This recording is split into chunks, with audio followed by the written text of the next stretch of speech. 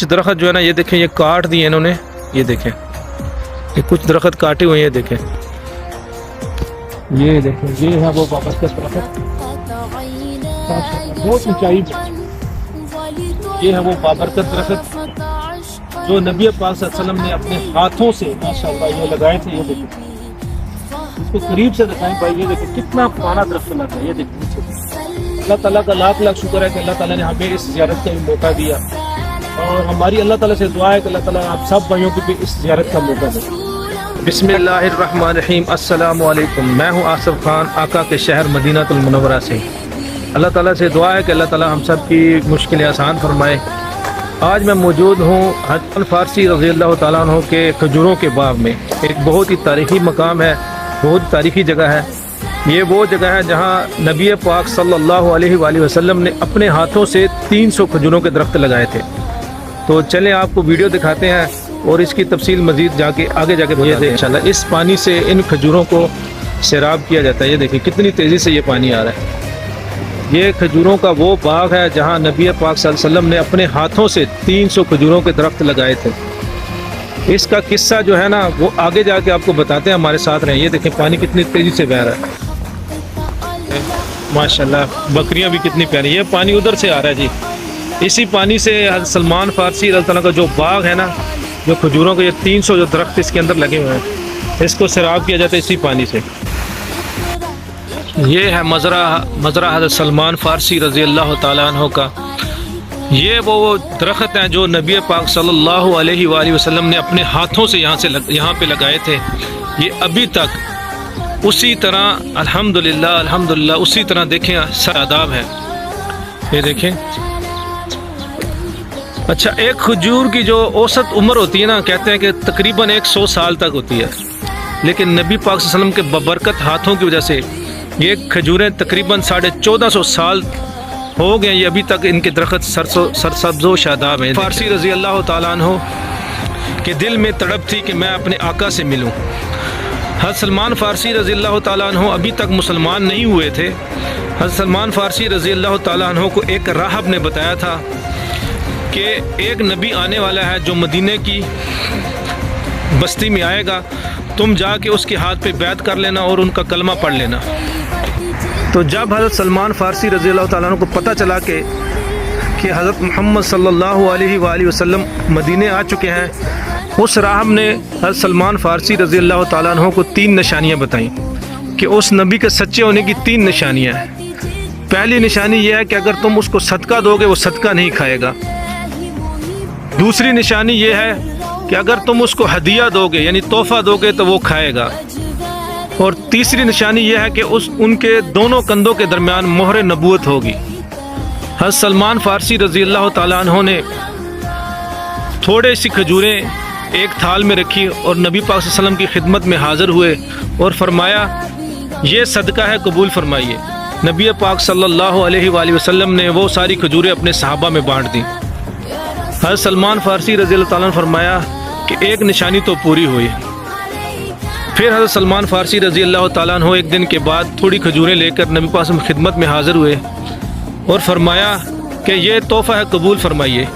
नबी पाक सल्लल्लाहु अलैहि वसल्लम ने ख़ुद भी वो खजूरें खाईं और सहाबा कराम में भी वो तकसीम की। हज़रत सलमान फ़ारसी रज़ी अल्लाह ताला ने फरमाया कि ये दूसरी निशानी भी पूरी हो गई। फिर उसी वक्त ही हज़रत सलमान फ़ारसी रज़ी अल्लाह ताला अन्हु के नबी पाक सल्लल्लाहु अलैहि वसल्लम के कंधों के दरमियान जो मोहर नबूवत थी वो उनको नज़र आई। तो वहीं पर हज़रत सलमान फ़ारसी रज़ी अल्लाह ताला अन्हु ने कलमा शहादत पढ़ा और मुसलमान हो गए। मुसलमान होने के बाद नबी पाक सल्लल्लाहु अलैहि वसल्लम ने हज़रत सलमान फ़ारसी रज़ी अल्लाह ताला अन्हु से फरमाया कि तुम्हारा जो आका है उससे पूछो कि वो तुम्हें किस कीमत में आज़ाद करने को तैयार है।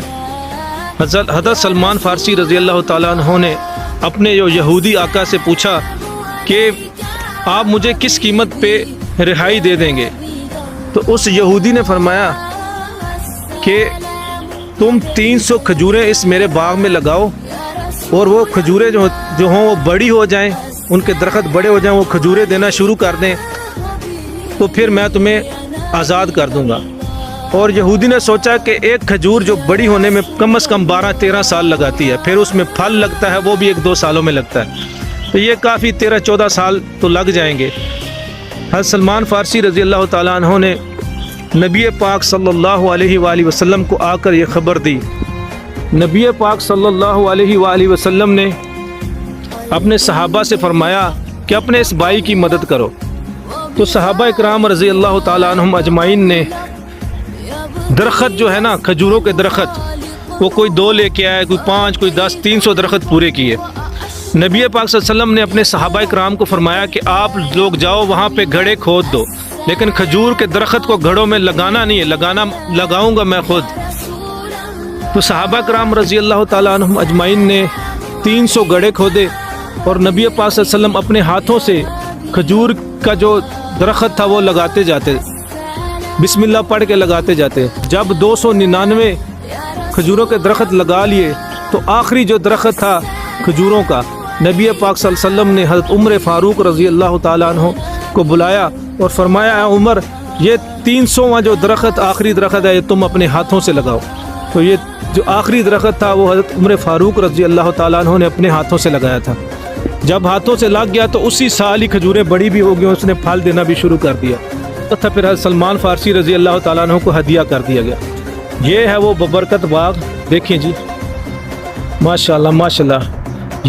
یہ کھجور کے درخت اسی وقت کے لگے ہوئے ہیں۔ اس کھجور کی زیادہ عمر جو ہوتی ہے نا وہ 100 سال ہوتی ہے، جو زیادہ عمر ہوتی ہے، لیکن نبی پاک صلی اللہ علیہ وسلم کے ہاتھ کی برکت سے یہ کھجوریں 1450 سال ہو چکے ہیں، ابھی تک ماشاءاللہ اسی طرح لگی ہوئی ہیں۔ یہ دیکھیں اس پہ پھل بھی لگ رہا ہے ماشاءاللہ۔ یہ دیکھیں ایک نہایت ہی خوبصورت جگہ، نہایت ہی بابرکت جگہ کی آج آپ کو زیارت کروائی ہے۔ اللہ تعالیٰ سے دعا ہے کہ اللہ تعالیٰ ہماری اس حاضری کو قبول فرمائے۔